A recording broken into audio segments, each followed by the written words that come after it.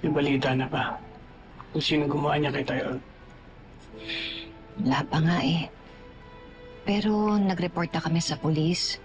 Nagbigay na rin kami ng mga statement. At saka meron na rin kaming hinala kung sino. Pero hindi pa kami sigurado eh. Kung nandito ka sana may nagawa ka. Sana hindi ito nangyari kay Tyrone. Ang kaso nga, hanggang ngayon, hindi ka pa rin nagbabago. Iniiwan mo ang pamilya mo kapag may problema. Madam, nagpaalam naman po siya sa akin.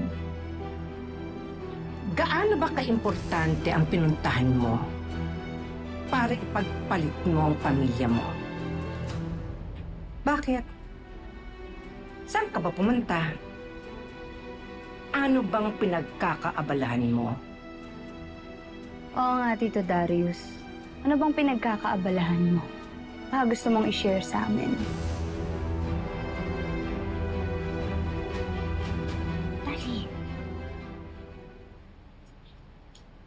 Isa ka pa tali eh. Bakit ngayon ka lang? Ano rin ba ang pinagkakaabalahan mo? Kung pwede yung sana, tama na po. Hindi po to yung tamang lugar at oras para dyan.